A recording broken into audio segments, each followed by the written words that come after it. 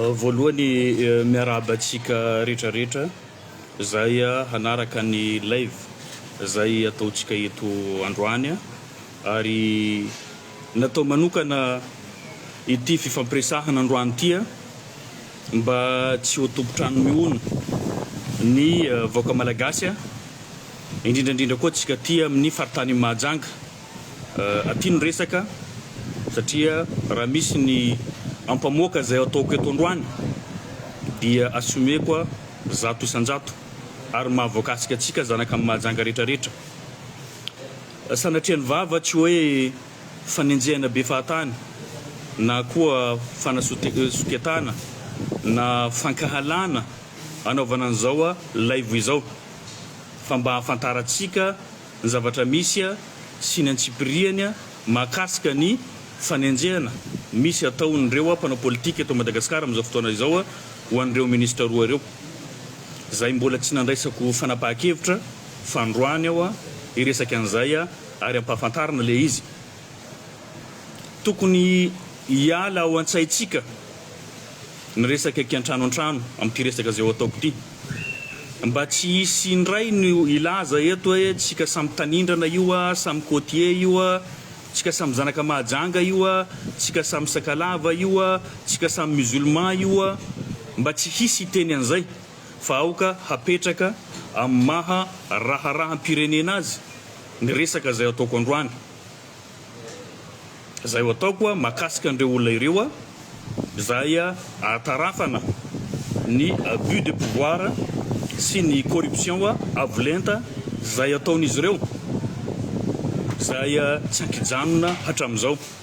izay mampitaraina olona maro ary maha victime olona be dehibe ihany koa sarotra amiko amin'ny maha solombavam-bahoaka Madagasikara no hangina manoloana an'ireo tsirariny zay ampiarina ampiray tanindrazana amintsika indrindrandrindra ny fandikan-dalàna zay miverimberina ataon'olona ambony eto amin'ny tany sy ny fanjakana amafisiko eto fa tsy miteny tsy manana pirofo ny solombavam-bahoaka zay miresaka aminareo manana pirofo tsika na amin'ny vidéo manana pirofo ihany koa na antotan-taratasy officiel mahakasika ny zavatra zay olazaiko eto ministra roa no voateny eto izay nisy nanao pétition mahakasika ny fanesorana azy ireo no resahintsika androany ny raha matahora ataondreo ny fandikan-dalàna zay inina atao sy ny fanaovana tsinotsinona ny mpiasam-panjakana horaisitsika voalohany amin'izy ity alohan'izay nefa tiako hafantatra mety dia ampahafantarana anareo mety misy any ny meritreritra hoe tsy vitan'ny fifampiresahana ve ty zavatra ity efa nisy ny fifampiresahana natao nisy ny fifanantonana natao amin'ireo ray aman-dreny ara-drazana amin'ireo ray aman-dreny ara-panahy nisy ny fanantonana an'ireo olobe eto an-tanàna mahakasika an'ity zavatra zay ataoko ity fa tsy nahitam-bokany ny anatra sy ny fanitsiana zay natao azy ireo na mivantana izany na ankolaka so dia misy milaza hoe tsy vitan'ny fifampiresahana efa nanao an'izany satria ny solombavam-bahoaka anareo dia solombavam-bahoaka mandala ny fihavanana ary manaja an'izany soatoavina malagasy izany tsy manaonao foana aho ary rehefa manao zavatra zany dia efa navadibadika impiry maro zay vao tonga amin'izao ampamoaka izao satria ny olona anankiray rehefa tsy mety anarina dia tsy maintsy andraisana fanapahan-kevitra mifanaraka amin'izay betsaka ireo zavatra nandalo teto amin'ny tanànatsika fanangina izahay noho ny fihavanana ary nitondra fananarana ihany koa nitondra fanitsihana ihany koa mba tsy ampiverimberina an'izay fadisoana zay inina na ankolaka atao izay ka eto aho zany andray an'izay teny zay mivantana eto mahakasika ny ministra ny fampianarana ambony fankafantatra tsika tena day fankalala ihany koa ary tsisy fankahalana izy tia fa io andraikitra rehefa tsy voafehy dia manahirana satria ny olona anankiray na kely taona izy na mety mitovy taona aminao fa rehefa mitazona toerana ambony dia ray aman-dreny ianao izay dia ajain'ny fiarahamonina sy ny filoam-pirenena sy ny premier ministre ny lehibe ny gouvernemanta ihany no matoky anao fa ny vahoaka malagasy mihitsy ka noho izany tokony mipetraka amin'ny maharay aman-dreny izay manao asa zay takiany fanjakana aminao ka ny nanendrenanareo iny dia zavatra nahagaga satria ny olona anankiray zany rehefa raisina ho mpiasa mpanjakana ambony eto amin'ny tany sy ny firenena dia tsy maintsy mandalo enquête de moralité zay ny fanjakana manao an'izay ny sampana manokana manao an'izay zavatra izay tsy fantako na tsy voaja zay zavatra izay fa dia gaga zahay nefa voatendry any ianareo tsy olana zay satria ny tena koa no anisan'ny nangataka isian'ny ministra ato amin'ny faritany Mahajanga izay adino tanteraka ary izy io nisy io nefa be dia be mitaraina be dia be ihany koa tsy afapoa amin'ny fomba fiasanareo satria tsy vitanareo izany adidy sandraikitra zay saninareo zay raha tany amin'ny taona volana Août 2022 dia efa nisy fampanantsona zay nataon'ny Bianco anio Ramatoa ministra ny fitsarana ambony io tsy nahalala an'izany ny rehetrarehetra fa dia nanaovana tambabe moa zany araky ny mahazatra dia ny takotakomana tao dia zao amin'ny fotoana zay fampiresantsika tao amin'izao dia izy hitantsika eo ministra ary mbola manohy an'izay fomba ratsy zay fanazatra talohany na ministra zay inona moa io zavatra zay nataony io tsara no afantarantsika an'izay resaka abus de fonction na fanararotana amin'ny andraikitra zay sahanina wazavaitsika inona daholy ireo abus zay nataondreo mba ho lalatsika eo koa ny resaka favoritisme na kiantrano antrano amin'ny fomba fanaovana recrutement amin'ny asa zay sahaninao satria rehefa tompona andraikitra anao zany betsaka ny andraikitra sahaninao ary afaka mitsabaka amin'ny andraikitra ny hafa koa anao tompo-pahefana feno amin'izay andraikitra zay sahaninao raha ny resaka abus de fonction tsika zany afaka manao fanadidina na tamin'izany na amin'izao ny fanjakana na ny sampana voakasiky n'izany fa mora hita mitady an'izany nahitana an'izany fanesorana olona amin'ny andraikitra zay misy azy misy mpampianatra victime amin'izany na ataka indrindra moa rehefa nahazo antoerana maministra azy izy dia nisy ireo règlement de compte natao amin'ireo mpampianatra zay na mpifanolana ananany ingahy be ny tanàna mialatsiny manona anarany eto mivantana io olona io na manana kankay amin'ilay ministra voakasiky an'izay misy mpampianatra zany ny sorona amin'ny asany tsy ho mpampianatra ao amin'ny filière de droit tsara no afantarantsika any koa talohan'ny ministra azy ity Ramatoa ministra ity dia tale tao amin'ny EDSP sampana droit zany ao amin'ny université Ambondrona eto tapitrananan'ny Mahajanga resaka abus moa tsika dia azavaina nisy an'izany tranga zany atao satria ny ben'ny tanàna moa amin'izao tsy zoviana akaika ary miara-miasa akaika amin'ny Ramatoa ministra zay hitantsika angambany ny andraikitra zay sahaniny fa talohany na ben'ny tanàna azy dia nanana raharahara-pitsarana izy ka izany mpampianatra izany dia isan'ny tsara azy tamin'izany fotoana izany na tonga andreny fahatoranana gety tao amin'ny fitsarana tamin'izany fotoana izany zay rehefa niatrika fitsarana ben'ny tanàna amin'izao fotoana izao dia rehefa nahazo mandat de dépôt dia nanao saritorana tao amin'ny tribunaly dia rehefa aveo nampidirina any amin'ny hôpitaly dia tsy nahiditra amponja rehefa aveo ka io mpampianatra io zany nampianatra tao amin'ny filière de droit tao amin'ny université ny Mahajanga amin'izao fotoana izao tsy mampianatra ao io mpampianatra io rehefa ministra ny Ramatoa ministra amin'izao fotoana izao noho zay disadisa izay za zany tsy miditra amin'ny resaka vie privée eto fa fiainam-pirenena no resantsika zay zany dia efa abus lehibe anankiray zay tsy tokony hisy ao anatin'ny fampandraharam-panjakana amin'ny fitantanana fanjakana rehefa ministra anao ny olona tokony qualifié zany amin'ny asa zay sahaniny zay zany hitantsika misy an'izay resaka abus zay be dia be ny olona koa moa zany manoana an'ity fitondrana ty ihany zahay niaradia ministra teo aloha za moa mialatsiny manonona anarana teto no tanakavana ny ministra Beatrice Assomakota aloha moa zany ireo olona zay niaradia amin'ireo zany amin'izao fotoana izao mpiasa-panjakana ary tratra ny antsonjay affectation manaraka na nisy fahadisoana anao na tsy nisy fahadisoana afaka anaovana fanadidina zany dia jerena hoe misy sa tsy misy izany tranga izany tsy vitany ao amin'ny départementa ihany misy azy ireo fa na amin'ny sehatra hafa ho an'olona zay tsy mitovy friana amindreo aloha nidirako amin'izay zany tiako ny mampafantatra antsika fa ny ministra zany dia manatanteraka ny baiko apetraky ny filoham-pirenena zany hoe ny politika mpanjakana zany no ataonao fa tsy règlement de compte na mitsipaka ny baiko ny filoham-pirenena na ny politika ny filoham-pirenena fantatsika tsara ny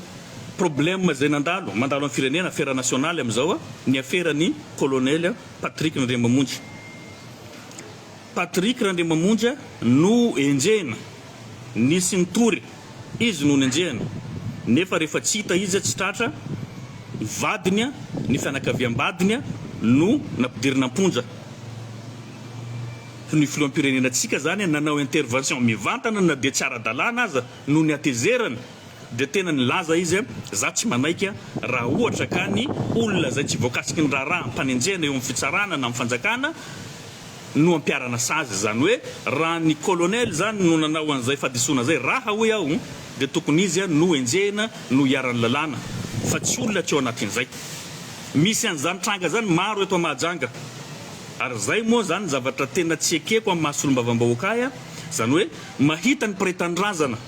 mahita ny malagasy anaovana antso-dray eo ny fahantrana eo ny fasairanana amin'izao fotoana izao eo koa amin'ny mahareny mpianakaviana surtout rehefa vehivavy dia sarotramiko no angina hitazapotsiny fa mitondra vahaola anao nitondra fanantona anao nitondra fanelanelana anao mba tsy isiany hoe tsisy ny fifampiresana makasika an'izany aleo azavaiko antsipriany le tranga ivehivavy io amin'izao fotoana izao affecté any amin'ny toerana désert be any no ny vadiny nanao partage tao amin'ny page zay misy ahy jereo nareo tsara zany tsy firarahina vehivavy zany fanaovana tsinotsinona reny mpianakaviana amin'izao fotoana sarotra izao indrindra ao anatin'ny fotoana zay anaovantsika examen tsika amin'izao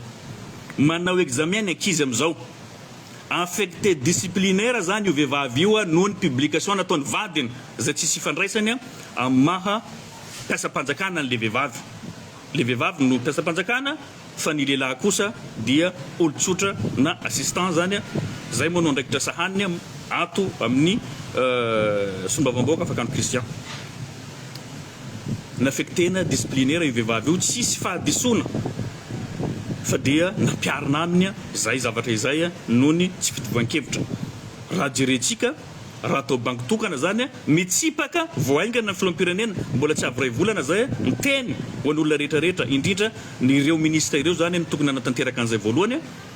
dia tsy painy zay fa mbola ataondreo zany io abus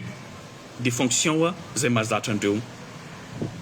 ka eto zany manaitra ihany ny vadiny filoham-pirenena zay miay andreo renireo vehivavy reo misy ireo mpiasa-panjakana hiaran-tsindry ary mitondra faisana no afitsoko ny io ministra Ramatoa ministra ny fampianarana ambony io dia isany io ka zay no lazaiko teo partage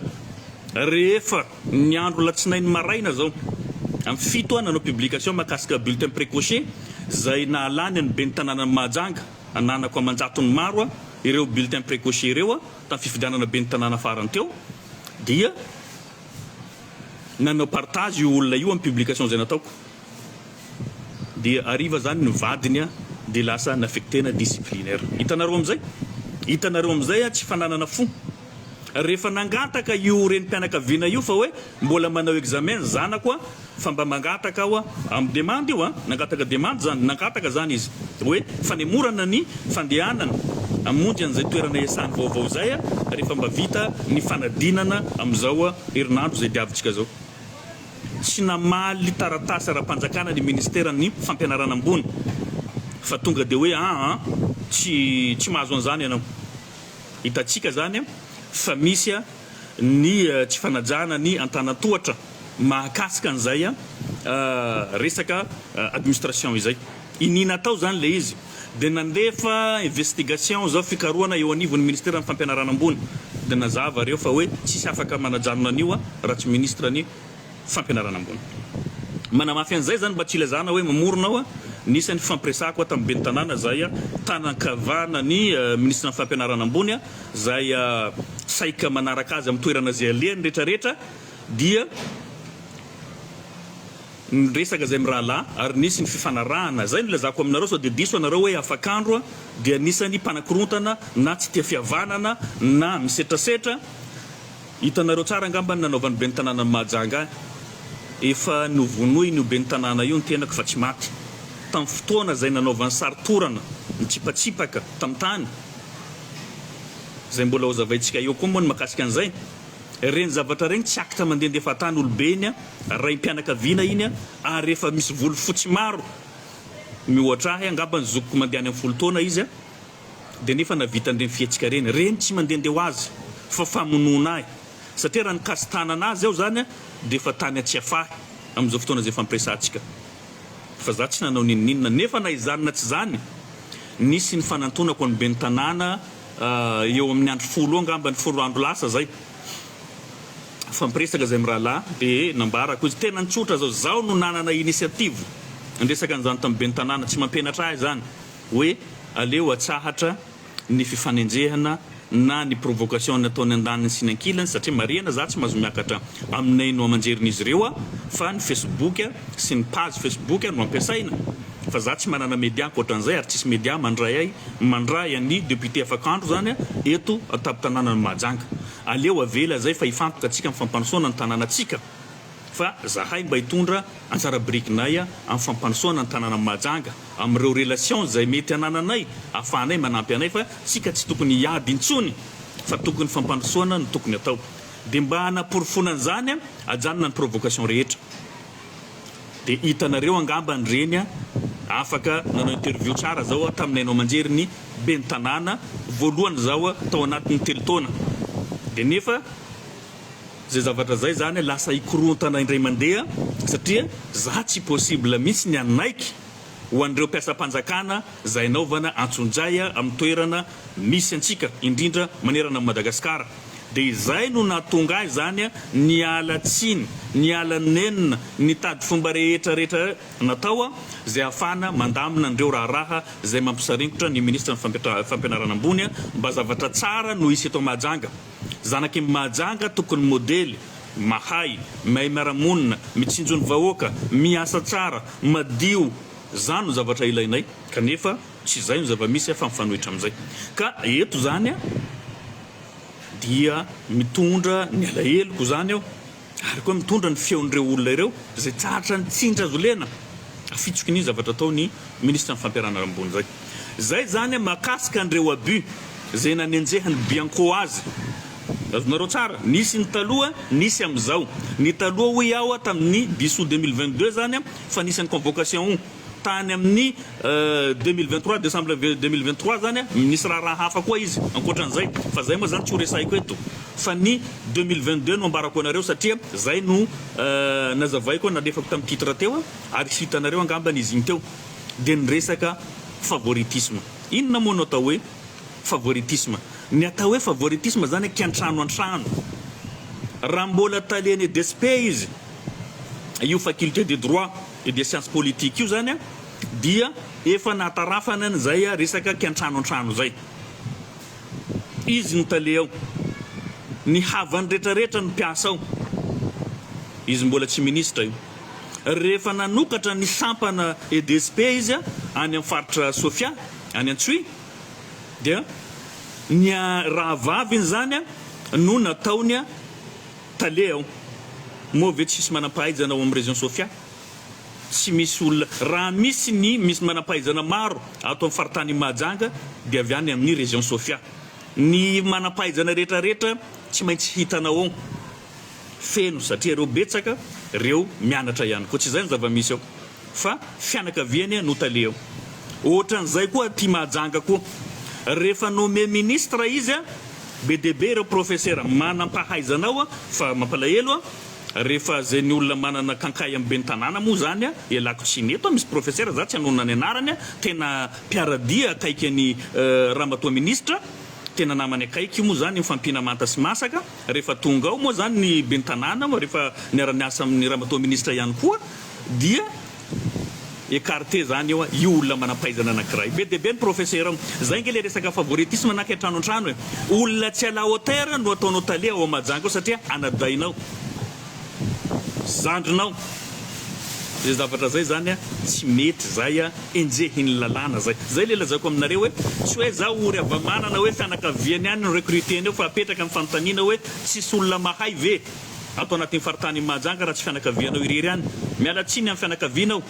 raha rahampirenena ny resaka eto fa tsy hoe tsy fitiavako anareo raha resaka tsy fitiavana izy tsy mitombona satria ny fiaviana raikitsika ary mifankalala ihany koa fa zay zavatra zay no manimba nyty firenetsika ty dia olona ao anaty tranonareo ihany ve no mendrika recrutena amin'io départementa io zay zavatra zay zany apetrako ho fantatra anareo ho fantapoko ho fantam-pirenena fa tsy mety tsy mampandroso an'ity firenena ty satria misy olo na tsy ala hotera izy na tsy mérité amin'ny poste anankiray fa rehefa fianakaviana na karazana anankiray na fifoko anankiray na fivavahana anankiray dia tsy maintsy ho raisinao ho mpiasa-panjakana raikitra zany zavatra zany hita ao amin'ny ministère amin'ny finance publique hitanao zany amin'ny ministère rehetrarehetra reo an'olona tompona andraikitra fa tokony ravaina amin'ity firenena ty ary tokony ampitoviana ny zaza malagasy rehetra fa tsy misy asiana tombony ary siasany zany atao tsinotsinona hitatsika amin'izay misy ny abus misy ny favoritisme zay no nanenjeha ny fanjakana azy ka eto ao manaitra ny premier ministre lehibe ny gouvernementa amin'ireo abus maro isan-karazany zay isan'ny manimba endry kokoa amin'ity fitondram-panjakana ty zay tsy misy manitsy hatreto ka alohan'ny amaranako an'izay chapitre makasika an'izay ramatoa ministre izay zany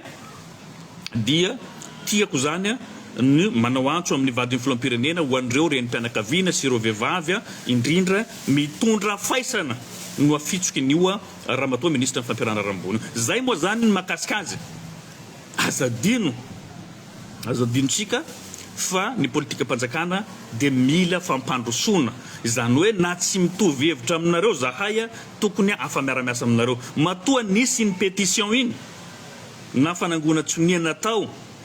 ny fangatana ny fanesorana anareo tsy ala hotera anareo ary ambarako amin'ny fomba ofisiely eto isany anao pétition zany ny tenako anao sonia ihany koa ho fanampin'izay tsy hoe député maro atao anatin'ny fitondrana mangataka ny fialanareo dia hoe zany niditra any koa efa fantako ianareo zany fa tsy ala hotera n'izay toerana zay satria tsy afaka mamaly ny filany firenena ahoana moa ny olona anankiray atao coach aty nefa anao tsy afaka hiara-iasa aminy hoahy moa zany amin'ny fanoherana zahay fa ho an'ireo zay olona miaradia amin'ireo izay victime sasany tratrany affectation nefa manoana fitondrana ho an'ireo député maro zay voasakana ireo mpiasa-panjakana zay mahazo menasy zany rehetra izany dia atarafanao an'izay fomba fiasa zay tsy mety zay ka izay makasika an'igny tsy fantatra anareo zay zavatra zay tsy maintsy ho publieko hoe atao antotaratasy makasika ny fanenjehana teo anivon'ny bianco ampahafantariko anareo zay misy an'izay taratasy zay zany tsika mahafantatra an'izay ireo afera zay anenjehana azy amin'izao fotoana izao ampahafantarina atsika fa tsy zavatra fironona zany fa zavatra iainana sy misy ny faharoa za tsy dia valampatrafiry fa kosa tsy maintsy ambarako ihany mety gaga zany hoe inona moa ty zavatra ty ny olona rehefa tsy afaka miresaka aminao zany mikatso zany ny fiarah-miasa mikatso zany ny fampandrosoana amin'ny faritra anankiray mbola misy afaka milaza ve eto tsy misy an'izay resaka abus zay ataon'ireo mpitondra anay ireo mahafantatra an'izany ireo mpiasa-panjakana ireo ohatra amin'izany raha ohatra ka hiresaka ao mahakasika ny fomba nisamboranahy izy moa no nanome baiko ireo ministre roa reo ny ministre coach ato amin'ny région boiny tsy ara-dalàna ny fomba nisamboranahy tamin'iny élection iny solombavambahoaka manana immunité parlementaire ary ao anatin'ny session zay tsy azo samborana ny solombavambahoaka raha tsy manao zavatra flagrant délit na tratrambody omby inona moa ny zavatra nataoko fa zaho ny provokena olona anankiray candidat dia izy ny tsipatsipaka ao dia avy hatrany ny sampotra ny ireo force tamin'izany fotoana izany na tonga ay voasambotra tsara dalàna zany izy ary no nanome baiko filoham-pirenena ve ny premier ministre ve non tsy marina zany ministre zany nanome io ary ministre zay olazay koa ministre en sport izy no nanome baiko andreo lehibeny mpitandro filaminana teto fa tsy maintsy samborina afakandro fa maninona afakandro tsy samborinareo inona ny atahoranareo ny afakandro maheno zao manan-tsofina zao ianareo samby anareo ihany no mitatitra an'izany amiko aty mahalala an'izany aho ahoana moa ny mpiasa-panjakana terenao anao tsy mety mahazo point anao amin'ireo lehibenao reo fa kosa image ratsy zany ho amin'ny firenetsika satria mila fitoniana ny firenena mila fahaizana mitondra ny firenena fa ny olona zay corrompua ny olona zay tia manao abia mietraketraka tsy tokony homena fanjakana satria rehefa mahazo fanjakana dia zao hitanareo amin'izay ngamba ny hitataratra amin'izay fa misy antsindry atao amin'ireo mpiasa-panjakanareo sy ny fampitahorana affectation ho an'izay tsy manaraka baiko ray zay inona koa moa ny endriky ny abus mihoatra an'izany isaky ny ministre tonga zany tsy maintsy tonga eo reo lehibe ny force za aloha tsy nahita fa raha diso aho hitsinareo hoe ny général manatitra ministre isaky ny ministre tonga eto ny reo généraux reo na police na ny gendarmerie na ny miaramila tsy maintsy manatitra azy gaga sy talanjonao raha nahita an'izay raha zay hoe fa pouvoir ohatra ny ahoana no afahany ministre zany aterina ireo olona ambony ireo sanandro rehefa mivezivezy aty abus daholo zany zay tsy mety mba to reo napetraka ambony tsy tokony andeha hivezivezy anavitra anao any isaky ny anao tonga eto ray zay ny faharoa ankoatran'izay tsy dia dirako moa fa hitantsika ihany dia na andeha nety volo ve anao raha ngah dia andrasany amoregy amin'ny quartier zay misy anao amin'ny tanàna zay misy anao zaho eto mandeha tsary nisy garde du corps na ray mbola mandeha foana amin'ny toerana rehetrarehetra zay andehanako nefa zaho olo mboafidy manana droit amin'izay fa tsy manao an'izay fa ny tena lehibe amin'izy ireo dia zao so dia gaga anareo inona koa moa tonga avany afakandro amin'izay fa mba te ilazako fotsiny hoe misy abus zay ataony io ministre io mialatsiny miresaka an'izay fa zavatra tena niainana vao 3 andro zay angambany fa manana vidéo tsika makasika an'io ary tsy maintsy ho ampahafantarina antsika ho asiako vidéo maneho an'io etraketraka ataon'ireo olona zay miaradia amin'ireo ministre zay olazaiko eto olona fiarovana olona malfaiteur fiarovana olona enjehiny fanjakana dia hitsanganandreo mitsanganareo ary mirahinareo miaro any olona zay navanona loza io tsy nanao fa adisona eo anatrehan'ny lalàna io zany zavatra zany zavatra tsy fatao ny olona manimbazimba ny andrim-panjakana ny olona manimbazimba ny solombavambahoaka olombafidy tsy zaho tsy zaho ako azava le zavatra sao dia ataonareo hoe za mahazaka zay zavatra ataonareo fa ny olona tsy mitovy dia nisy fitoriana natao nisy ny recherche natao ny gendarmerie pirenena dia rehefa nisy ny andirecta natao moa zany ny baribary le olona tadiavy ny fanjakana zany hita amin'io andirecta io dia ny sambory ny gendarmerie pirenena dia rehefa voasambotra io olona io dia niarantsangana ireo autorité zany lazaiko tao robeny tanàna ministre sy ireo olona zay mpandika lalàna amin'ny tanàna ty tsy azo atao ninninona niarantsangana niaro any olona io fa hoe ho aterina any raha pitso mandraka ty androany tsy hita io olona io ny tena loza dia zao tsy menatra mihitsy ny andriamato ministre manome baiko ny mpitandro filaminana fa aza samborina io olona io azadino fa solombavambahoaka no miatrika teo akaikinao ary namaly tsotra zao matoa ny olona anankiray samborina nisy fahadisoana vitany za ve présent io dia tsy mba matahotra anao hoe iaro olona mpandika lalàna olona zay mpanompa olona fantatra nefa nareo mampikarama olona manompa olona dia arovanareo ankitsirano zao dia ny tena mampalahelo amin'le izy mivoaka kalamanjana le olo hoe mbola tsy teraka ny olona zay isambotra amin'ny tanàna mahajanga teto ninninona nataonareo misy vidéo zany zavatra izany ka ho aseho antsika mba ho hitatsika fa misy an'izay fanakaramana olona sy fiarovana olona mavita heloka amin'ity tanàna ty izay anomezana baiko mpiasa-panjakana mpitandro filaminana maromarina kokoa mba tsy hanatanteraka baiko mba tsy hanao ny asany satria raha ohatra ka ho samborina eo zany dia ho affectena koa zany ireo zandaro manao ny asany zany ve dia fotom-pisainana olona zay mireprésente antsika eo anivon'ny gouvernemanta matoa olom-boafidy ataony an'izay zany dia dikan'izay malahelo izy misy olona ny fidy azy koa ireo fianakaviana zay voakasiky ny heritreritra zay ataondreo nefa nareo miaro fa hoe tanàna ray hoe fiaviana ray zay zavatra zay no ahitsiko tsy mety zay Andriamatoa ministra tsy mety zay atolory io olona zay narovanareo eny anivon'ny gendarmerie pirenena fa azarovana tsy mety zay teo zao nahita maso nahita an'le vidéo teo koa zany ianareo zay manome baiko andreo mpitandro filamenana ambony ireo mpitondra ambony mba anatanteraka ny baiko zay ataonareo zay zany zavatra misy tia mahajanga jireo nareo an'izay na io ministra vehivavy io na io ministra lehilahy io tsy mitondra faisana ireo olon-dehibe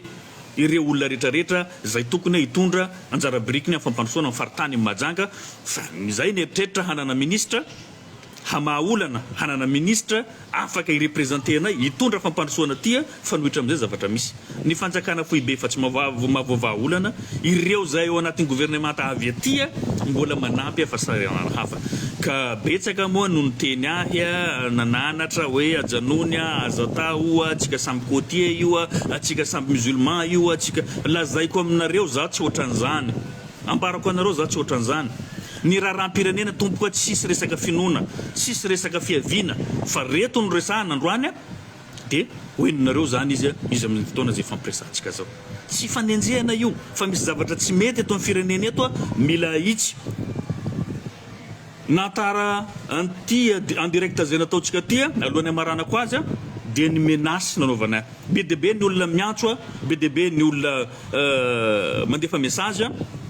hoe tokony ajanona io zavatra ataonao io fa tsy mety ovahana daholo reo olana mandalo eto mahajanga fa raha tsy zany any amoronana dossier anao afakandro afakandro zany rehefa anao nio ampamoaka eo amoronana dossier dia bon inona ary ny dossier firononareo any afakandro raha ohatra ka zany nizaka nanontany eo zany dia ianao ne namono omby 50 omby vavy bon namono omby bon nambarako andreo alohany nanao ny direct aty zany aho mahafantatra inona zavatra tokony ataoko fa valiko fotsiny izy mba ho fantatra anareo so dia andehanana corruption hafa koa nareo amin'ny préfecture sy ny tanantoratra zay andehananareo afakandro kristian tsy manana omby anankiray ary tsy nividy na omby anankiray fa afakandro kristian dia collecteur de dons